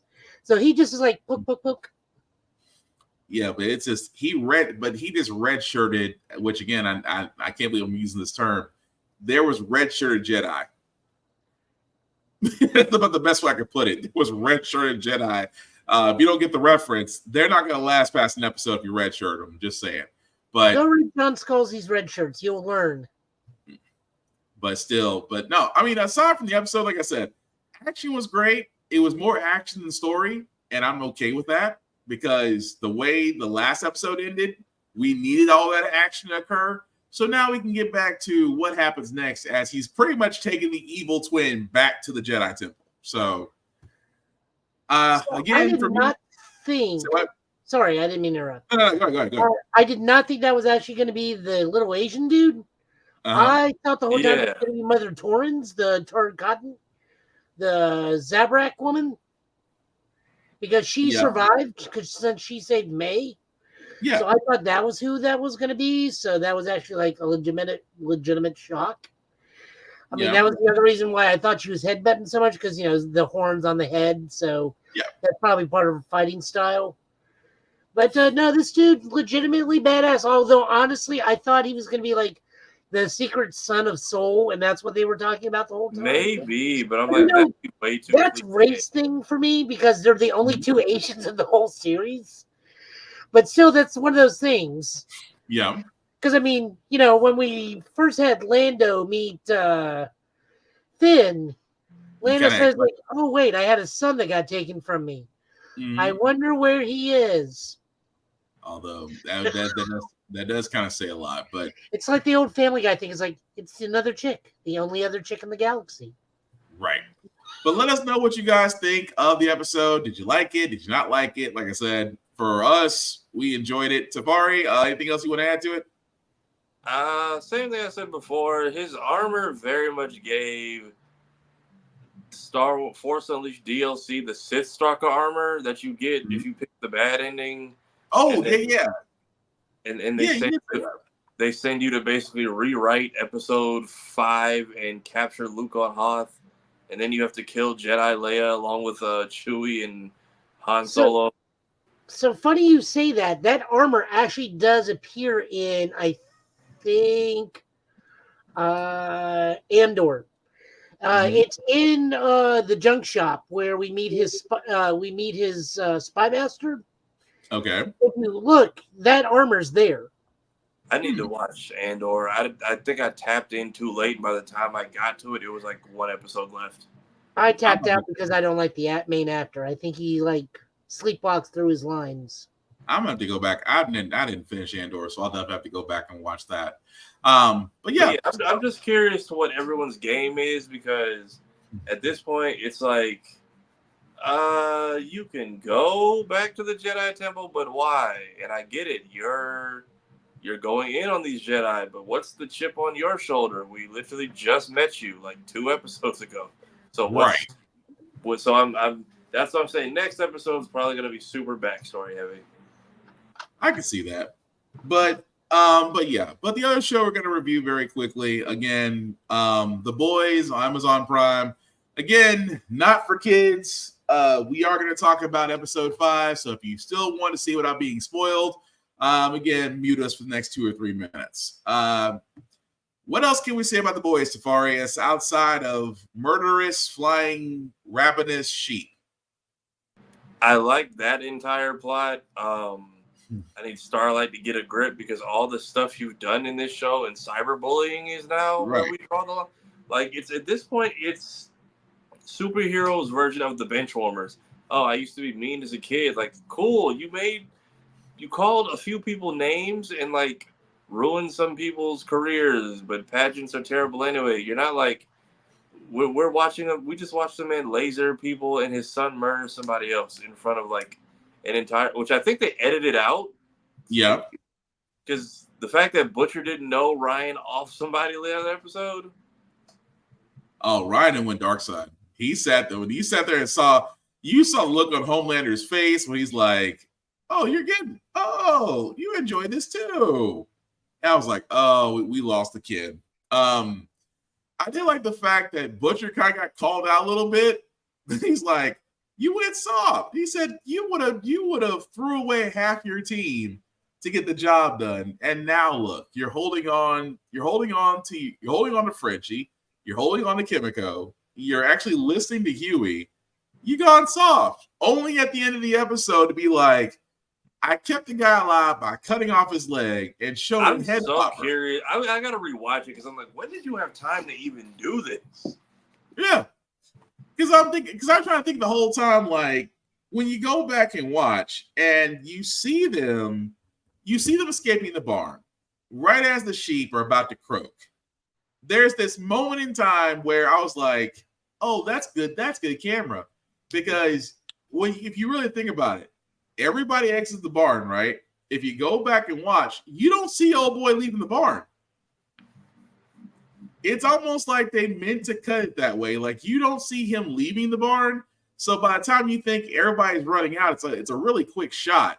But the time you see everybody running out, you don't see old boy. You don't see the scientist, which leads to the head popper going, where's Ed, thinking that he's dead, only to find out that the guy's, maybe missing half a leg, but still Butcher wants him to create the virus that kills Soups. At the same time, I ain't gonna lie, I thought A-Train was gonna get killed in this episode. Same. I thought it was gonna be him, but Newman's or not Newman, Ashley setting up the other guy was low-key hilarious because they broke up with her. Right. A-Train's definitely gonna flip, or there's gonna be some weirdness this season. Mm-hmm. And I'm still curious what Sister Sage's plan is on this. But also Vought having a making fun of D23 by having faces 7 through 19 of their own movie timeline. And then again, I just what are we doing with Frenchie and why? Like Colin literally got to walk out of this show and our lives, and I was expected to care about this character enough for him to relapse and push away Kimiko, who I've grown attached to for all these seasons, and it feels like we just ran out of ideas. Although the funny part is, going back to Vought, did you see what they did for Sister Sage, A-Train, and Black Noir for diversity? The Juneteenth picture was actually they actually used that photo. And then, seeing Vought wine, it's a nice cognac. I'm just like, can you please stand up for yourself and say something to these people? I don't think Homelander would care. Our new initiative, Black It Out, I'm still stuck on that. With Deep himself, just wow. Huey's dad though. That part was unfortunate. But that was heartbreaking though, because he did have a moment. He did have a moment of dementia. Like, he couldn't recognize Huey. You can recognize your wife you haven't seen in years, but your son is standing in front of you. It's like, no, my son is 11 years old and he's nowhere near this. And it's like, as he's shifting through people, and I'm like, oh, that's got to be heartbreaking. I'm still curious how he got put in that position, because something still feels fishy about how his dad just randomly ended up in the hospital right after he tried to call Huey. Yeah. And if we're talking about not shooting up brain dead people with Compound V, because apparently it doesn't work like that. Right. I guess Sage is the exception, because brain power, I don't ever need to see a lobotomy on TV ever again. Well, she did say if her brain is damaged, it grows back. So for her, apparently not for Huey's dad, because his brain damage didn't get undone, which makes me curious what the hell is happening to Butcher. I think honestly, Butcher has his psyche. It's like I want to say it's Venom-esque. Like, I think he has another side, but subconsciously it kicks in when it wants to. Somebody said maybe he didn't get the Compound V. Maybe the tumor is actually the one with the powers, and it's just protecting its host. Possibly. And it's actually going to keep him alive. Because everything with him, I'm curious to what's real. Like, up until this episode, I thought Huey's mom was not there. I thought he was having side effects. until his dad actually was like chasing her around. But with Butcher, I'm like, I fully think he imagined the tentacles in the rabbit, and then I fully believe what else? And then I fully believe Negan from Walking Dead is not in any of these episodes. I fully think that is a figment of his imagination. Because how did he get to the bar? That is a fair point.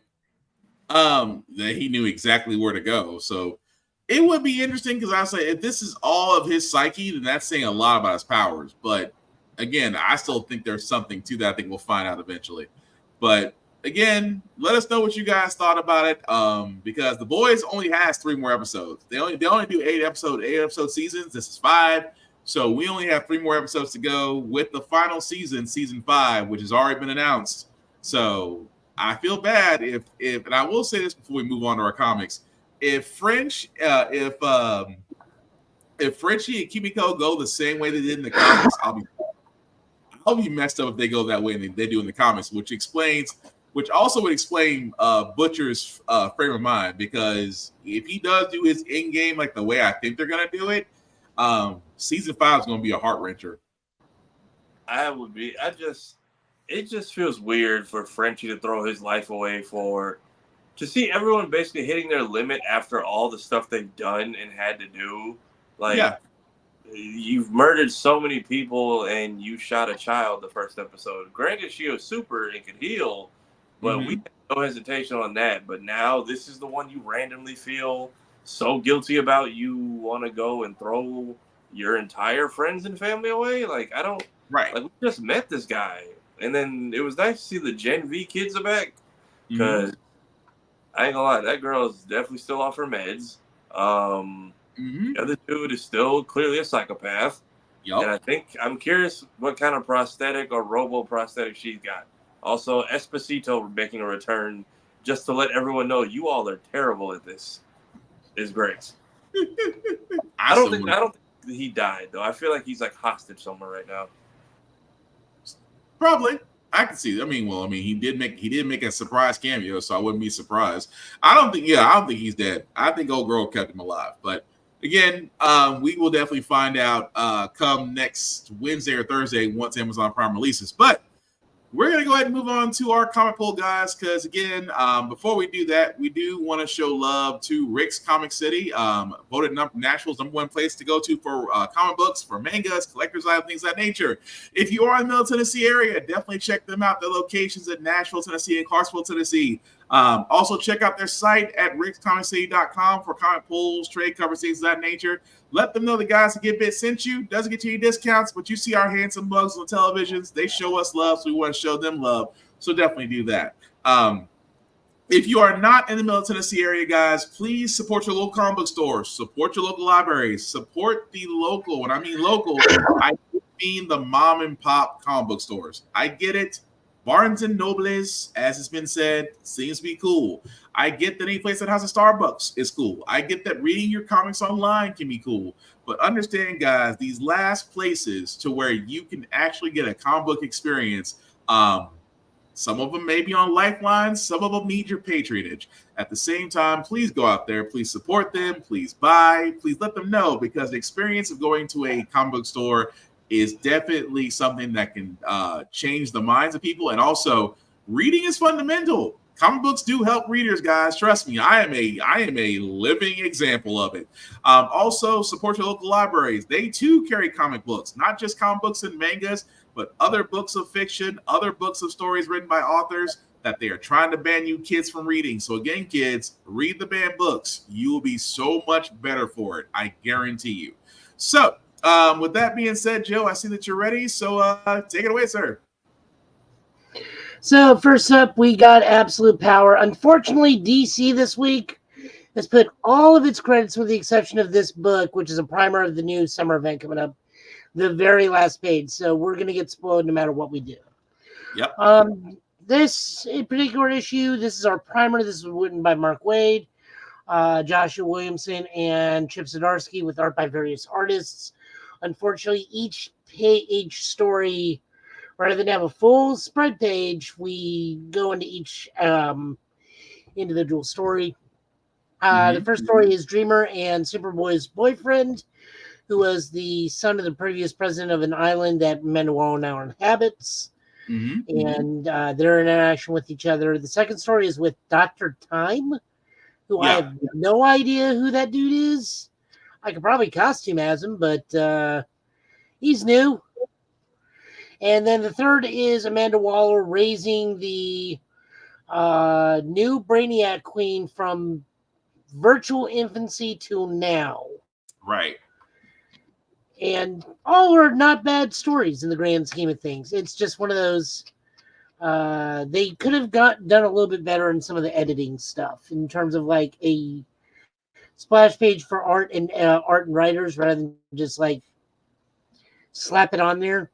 None of the stories were bad in particular. My favorite had to be the Dr. Time one because he's stuck in a time loop of potentially his own creation. Yeah. Although I agree with you on Absolute Power of Ground Zero, it did kind of give Marvel Blood Hunt ties a little bit as far as how the setup goes, but not very cleanly.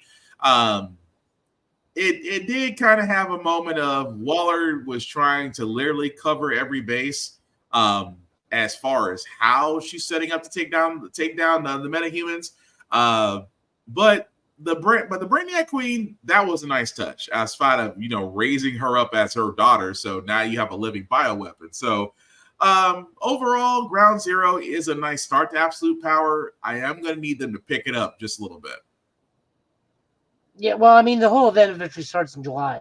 So yeah, but if this is, like I said, it didn't have the same kick, and I don't want to compare apples to oranges. I'm not trying to compare it to Marvel's Blood Hunt first issue, to where it jumped. I get it. Maybe this is a different approach.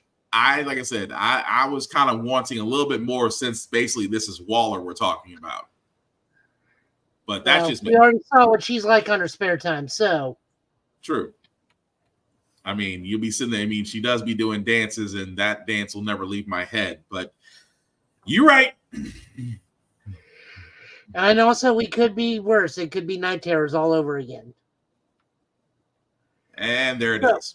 Yep, there it is. So we got Green Arrow number 13. This is William by, of course, as I said, spoilers abound. This one, guys.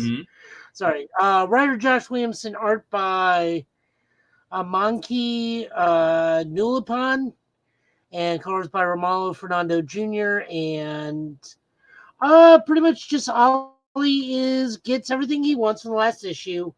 Roy and Leanne go and get Cheshire, and the Arrow family discover a horrible truth that Ollie, despite getting everything he wants, still wants to work with certain individuals. So Connor's like, Dad doesn't want to do it. I did it for 10 years before Barry Allen missed his mom so much he kicked me out of existence.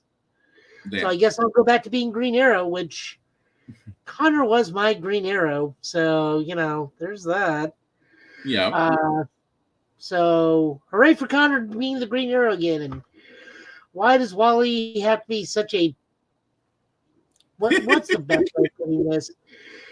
Reagan era leftist, which is one of the hardest things to say, considering like we're all very progressive in our thinking, but like he's the old school version where he doesn't want the government to mess with the public at all. Yeah. And wants to support the little man to keep the big man from going down. So always like we could have some contingencies in case stuff like this happens. I died. I came back. I died again and then got put on this island for the umpteenth time. Steps need to be made to prevent this from happening. I'm tired of going to the island. Although I will say this, that the whole thing, I'm right there with it. I do want to see, because Green Arrow usually does get a bad run in the comics, but this one I'm curious about now that he's an agent for Waller and that I forgot the name already. Damn it, I forgot John Cena's character already. It left me that fast. Thank you. Peacemaker kind of is a dick to Ollie, which is kind of funny. Like, oh, we're working together, so it's nice to have you on the right side of things. But this was a good introduction as far as kind of where Green Arrow is, and this does set up for different things in Absolute Power, but still a good issue. Moving on over, just because I want to promote this book and make sure it gets bought and more stuff. This is Power Girl number 10, written by Leah Williams with pencils by Eduardo Pancia and Panseca, and inker Julio Ferreira. Pretty much just Power Girl and Crush, which is Lobo's daughter, go up against rogue Sarkeesians that are held up in some area. Also, a dragon bike is there. It's a fun issue. Stuff happens that moves the Brainiac stuff forward a little bit because this is technically a tie to the Superman Family House of Brainiac. This is just more small level stuff as opposed to the big stuff going around. But, small level stuff can be important too.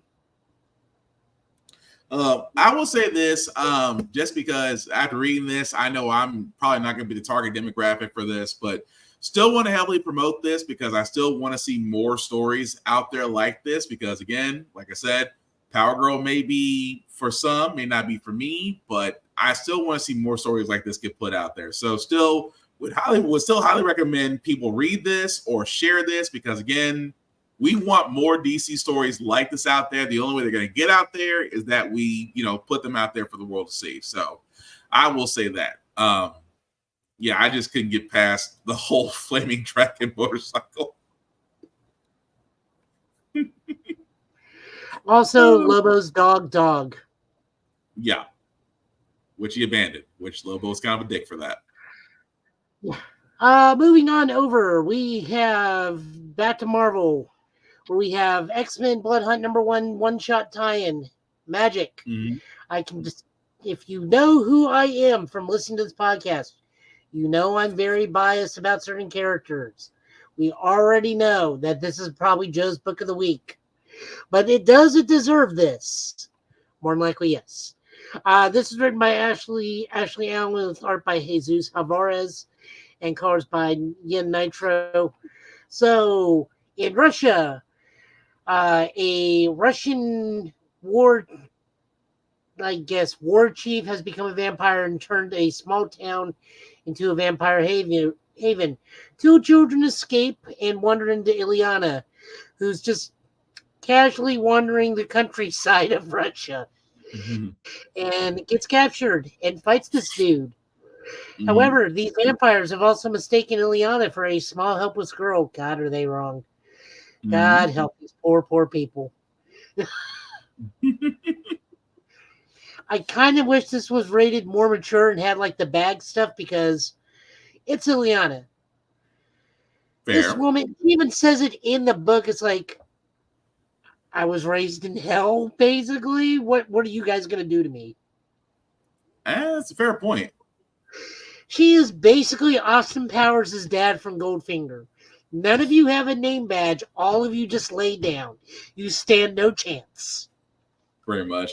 I figured you probably will. I figured because this was on your list that you had this as your one for the week. So, I mean, it was a nice story. I'll give it that. But I kind of figured this is a Magic story. Joe's definitely going to be down for this one. Oh yeah. Look, I'm at least honest about when I'm biased about these things. I will straight up tell you guys. Oh yeah, I will always tell the audience, Joe does like this. Joe very much likes this. There will be obvious bias in this scenario. Oh, we remember from the Zdarsky Spider-Man. We remember. Oh no, Zdarsky Spider-Man is wonderful. I'm sorry, no, Zeb Wells Spider-Man. There we go. Sorry. It was good until a point, and then Ben Reilly left, and then Joe left. Blood Hunt number 4 of 5, written by Jim McKay with art by Pepe Larraz and colors by Marty Garcia. We finally get to know who is what's going on with Blade, where the Avengers fit into everything, and a certain moon god gets released. All these things happen as we now know the master plan of Varney, the first vampire, which is a mild contradiction in Marvel continuity because technically Selene is the first vampire. True. But maybe they, Wing is the first mutant vampire. but they did set it up to where and how this all came into be. So I actually had to go back and read that previous issue. I'm like, oh, okay, so that's how it happened. But yeah, I'm not going to sit there and say the whole thing about Blood Hunt #4. It is definitely worth reading, especially when it comes to a certain character that had to tell another character that he needed something. And the look on his face was surprisingly shocking. Oh, that's going to be fun to read. That's going to be fun to read on the next issue. I'll leave it at that because, again, it would to tell you what happens in issue #4 would really be a disservice. You'll want to read that one. Also, somebody gets to come back. Yep. We're not going to say who, but yeah. Nope. But it's strongly hinted at considering the next book we're looking at, which is The Vengeance of the Moon Knight, #6, written by Jed MacKay, art by Devmala Parmanak, and colors by Rachel Rosenberg. So this is about Soldier, the secretary whose name escapes me at the moment, and 8-Ball fighting the vampire menace, as this is a Blood Hunt tie-in. Please keep in mind that the majority of Moon Knight's staff of the Moon Knight mission are vampires. Pretty much. They are just going against their natural ability to listen to the vampire overlord and try to protect everybody in the Midnight Mansion. 8-Ball even gets a kill in this one. Good for him. In the grand scheme of things, good book. It continues the lore of Moon Knight. We do get to see some of the fallout. This book and Blood Hunt 4 kind of happen concurrently. Because the end of one book is also the exact same ending in this book. Yeah. So, good book. Jed MacKay continues to knock Moon Knight out of the park. There is already advertisements for a new #1 in Moon Knight, but it's still the same team. It's still Marco Cicchetto and Jed MacKay doing Moon Knight. So, the Moon Knight run continues. Thank God, because this is like honestly one of the best books Marvel has right now. Agreed. Moving on from that, we got Ultimate Black Panther, written by Brian Hill, guest art by Carlos Nacido, colors by David Crowell. I kind of have a little bit of trouble following this because now we're looking at organic vibranium versus mineral vibranium. I still say this woman in the back. This woman is his mom. Like that's gotta be. Well, I will say this because those are basically the overseers for Wakanda. I could say that, but honestly, I don't think she is. But I do know there's more to that organic vibranium than what they're letting on to be. So I'm kind of trying to see how it's going to tie in with Khonshu as far as this storytelling goes. But yeah, it's going to be interesting to see what they're going to do because Storm is definitely going to be an integral part of the story. Just because I think she's going to be the catalyst for this vibranium. But still a good issue. Probably more so than even Killmonger himself or Black Panther. But I mean, still good read. Storm is fantastic in this one. Love it to death. Moving on. Moving right along. Spectacular Spider-Man #4. This is written by Greg Weisman with pencils by Humberto Ramos, inks by Victor Alzaba, and colors by Edgar Delgado. Pretty much, Peter and Miles have their own perfect lives, realize there's something amiss, and then because of Arcade, accidentally fight each other because they believe they're fighting robot versions of each other, which they actually were for a hot moment. Again, I'm not disappointed. And here's where the pettiness comes out, ladies and gentlemen. Every single Spider-Man book that's not Spider-Man, with the exception of Spider-Boy, is always better than the main amazing Spider-Man title. There's just no way around it. The art's good. The story is consistent. Characters do not force themselves upon you and intrude into your story for no reason. This is another good Spider-Man book. Not as good as Ultimate Spider-Man, mind you. I will take that above this one any day of the week. Not to say that And- this is a Battle Week book. It's just Ultimate Spider-Man does have the superior storytelling to this one. And that's kind of weird considering it's Greg Weisman of I was gonna sit there and Young Justice and Gargoyle fame doing the writing for this. I was gonna sit there and say it was drawn better. I'm sorry, I just can't let that go. It's drawn way better than the Zeb Wells run. That's all I'm saying. But it's still a good book, though. Look, Mark, which one is this one? It is. Humberto Ramos does have kind of weird, bizarre, cartoonish voices, and God help you if he draws children, like small children. It's kind of terrifying. But he's still better than what John Romita Jr. is currently doing. And, True. you know, I hate harping on that, but, like, the art is just not there. It is here with this one. And plus, I feel we can tell grander stories and smaller stories in this book. I don't know if we talked about it last week, but they've already released the final story is he's going for Amazing before Zeb Wells releases. He's going to take on Tombstone. Yeah, we did. We talked about that issue. We did talk about that. Not Norman, not the Sinister Six, not even the mob. Tombstone. Even though we just took on the mob, but like Tombstone. Credit Delani. He's got more prominent. I'm not to cut you off. Not to cut you off. We literally just had a 8-issue event called Crime War or Mob War, Gang to War. where you had to Gang War, to where you literally had your choice of villain, and you went with Tombstone. I'm just saying, you had a choice, but this is what you went with. Again, we're doing this again. Yeah. And then also look at some of the indies. IDW Skybound Entertainment and Image gives us Void Rivals number 10. This is written by Robert Kirkman with art by Lorenzo Del Felici and colors by Federico Del Finch.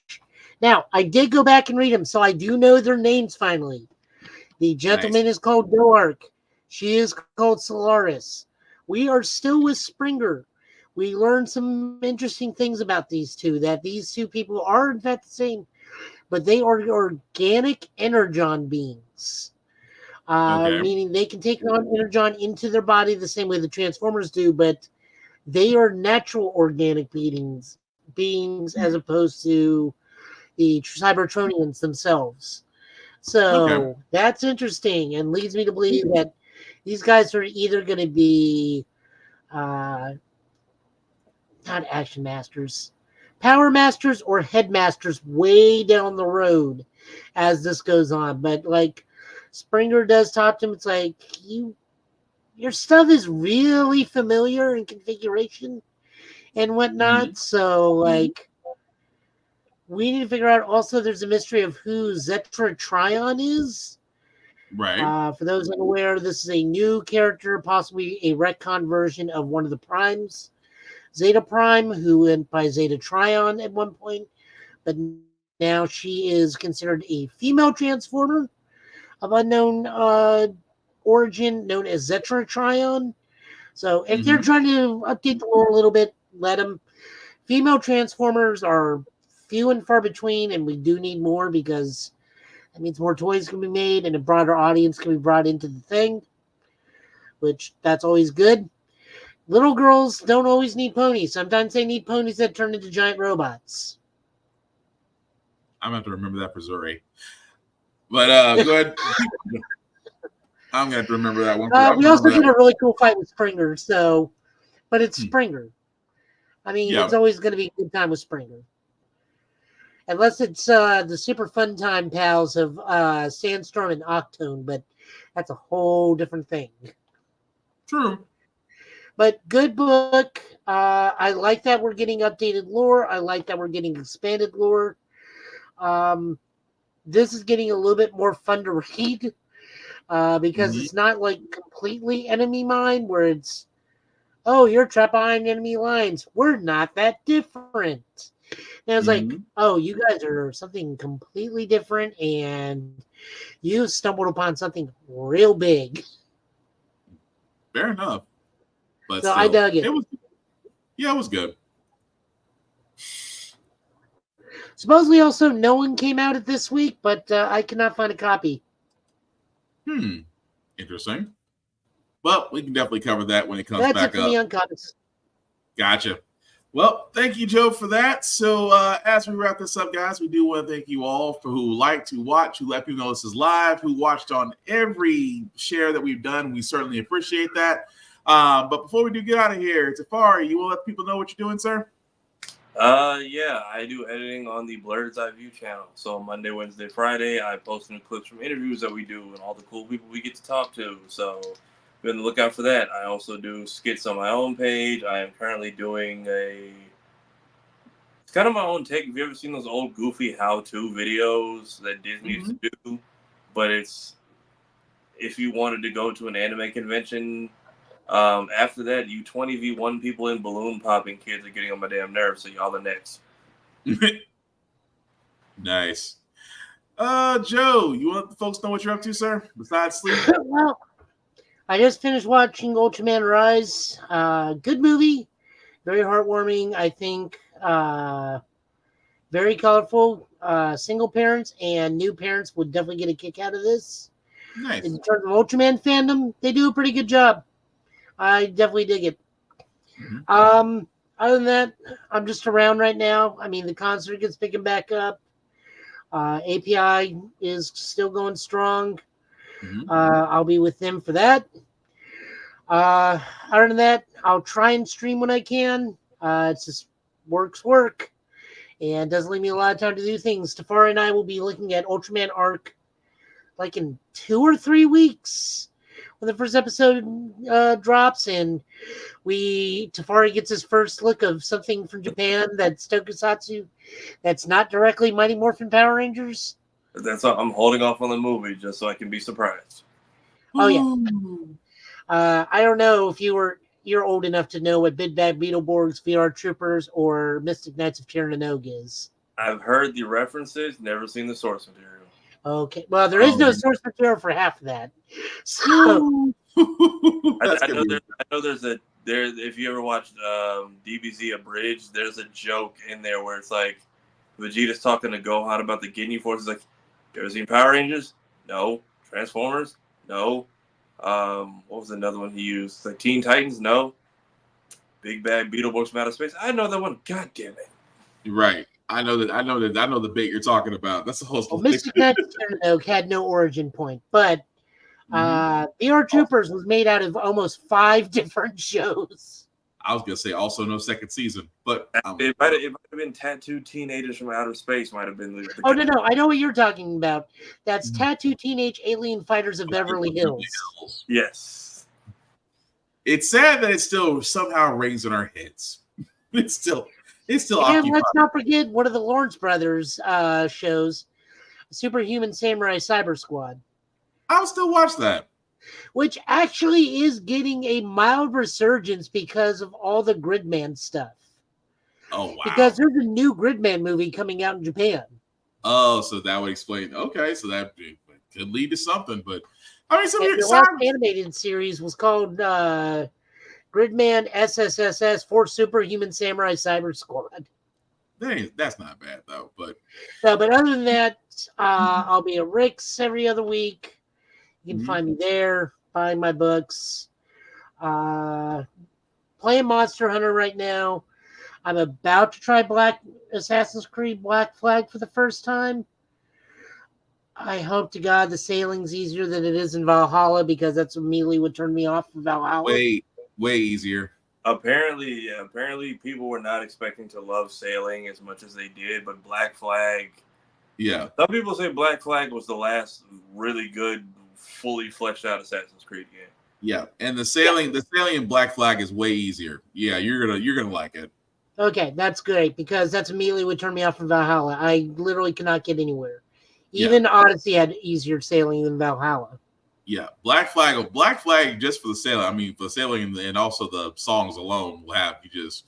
Well, I know for me it was like that, but you'll probably enjoy the same thing too.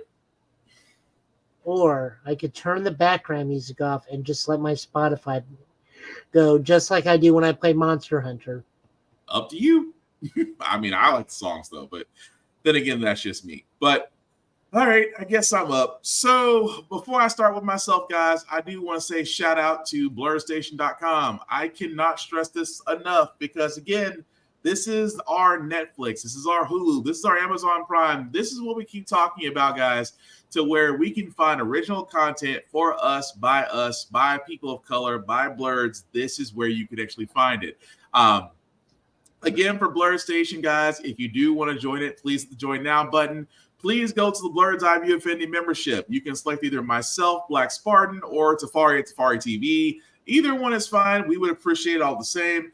Again, it's $10.99 a month. $10.99 a month to view Blur Station. It's movies, television shows, animes, things of that nature. Again, you can't beat that with a stick. After 36 months, guys, you do have the option of owning a piece of Blur Station. And after paying $10.99 a month for 36 months, it is literally the easiest way to own a part of a media conglomerate. Content creators, if you do want to see about having your content displayed on Blur Station, first and foremost, you do have to join. Once you do join, you'll be able to speak to those behind the curtain, and hopefully, if a deal is made, your content will be seen on Blur Station, and you will get to own your content. Outside of that, Blur Station only asks for a piece of the distribution, and honestly, that's the best deal out there going for you. So again, we keep asking for tables. Here's one right here, front and center. Join us here at BlurStation.com. Outside of that, guys, you can basically find me, Black_Spartan615 on all the socials, wherever, almost on everything I try to be. I'm a friendly guy. Just don't be weird when it comes to talking. I will actually block people because some people do get weird when they talk to me. Be normal. That's all I ask. Again, the links can be found at the bottom, especially the link that's actually trolling. I'll make that a little bit bigger. If you copy and paste that into your link tree, you have the YouTube and Facebook groups for all of our podcasts. Like, share, subscribe. A like, a follow, a share costs nothing, and we would be appreciative if you did the same. Because again, the only way we can grow, guys, is with you, and we simply cannot do it without you. But again, I digress. Like, follow, share. Let us know what you think. We want to know your comments. As you can plainly see, we have no problem showing you guys your comments here. And at the same time, we love to talk to you about it because again, it's all about the discussion. It's all about the fandom. So also with cons going on, guys, because again, I would be remiss if I did not talk about the fact that cons going on. KaiCon here in Nashville is actually happening. I hope to take me and my boys there tomorrow, so you may see us there. If you do, say hi. We're friendly. But if there's a con in your area, guys, 3 simple rules you should follow. Number 1, respect the cosplayer at all times. Again, cosplaying is for everybody, regardless of your height, weight, color, whatnot. The only rule we have, don't do blackface. That's it. Don't do blackface. You won't get your ass kicked at a con. That's all we ask. Number 2, hygiene. Hygiene is very freaking important. Please, guys, these cons, depending on how many people show up, depending on this location, you could have a lot of space. It could be sardines in a can. Please wash. Please wash your ass. Please put on deodorant. Please put on clean clothes. Cologne is okay. Don't overdo it. But again, please groom yourself. Again, that helps us out so much.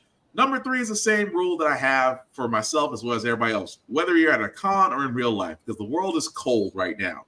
Be nice. Be kind. Share fandoms. And don't be a dick. You will get so much farther at these cons if you are nice, if you are courteous, and just be cool. You will get way farther. Because if don't, you'll get thrown out. Probably by a guy like me. And I'm trying to have a nice time at the con. That's all I'm saying. But as we wrap this, guys, up, we will probably be back here again, saying Get Bit Time, saying Get Bit Channel next time with news of the week. So with that being said, guys, any last words for your call tonight? And I can definitely back you up on your wear deodorant thing because I walk around as basically a boiler tank in all my costumes. Yeah, drink. Gonna cosplay, drink water. This summer heat is it's on steroids. Yes, hydrate. Hydrate. Today I was in chamber. I had on combat boots, black jeans, a turtleneck, a X-Men jacket, and gloves on. I was basically stopped sweating after 30 minutes. Still. Because I sweated everything out for the time I went to the car to the convention because of this heat wave. Jesus. And because I must always suffer for my craft. All the suffering. But yes, if you're going to be out and about, please, guys, hydrate. You know, cosplaying is great. We don't need you fainting. We don't need you fainting at places because, again, hydrate. Water is free. Hopefully it's free at some places. But take enough. Take Gatorade. Take Pedialyte. Take something because, again, I don't want to see anybody passing out at a con. That's just me. Do the smart thing. Get a Coke for lunch. Keep the bottle. Rinse it out in the bathroom and then go to the water fountains where you can constantly refill that water bottle. There you go. Smart and conservative. So, with that being said, guys, last thing I usually say about Get Big, guys, we're all about sharing fandoms. We love them. We debate them. We have fun with them. The last thing we want to be is gatekeepers or simply hate on others whose tastes are different than ours. Just like cosplaying, fandoms are for everyone. We want to introduce those that may not be into it because you never know what type of fan you are until someone introduces you to it. So above all else, guys, if you're out and about, be nice, be kind, talk about the fandoms in a nice, civil manner. But at the same time, show somebody that may not know about it and you may make a fan out of them. And that being is what the whole goddamn thing is about. And above all else, don't be a dick. I've been Will. He's been Joe. He's been Tafari. Thank you all for watching, guys. Please, please hydrate. Take care of yourselves. We'll see you guys next Friday. Peace.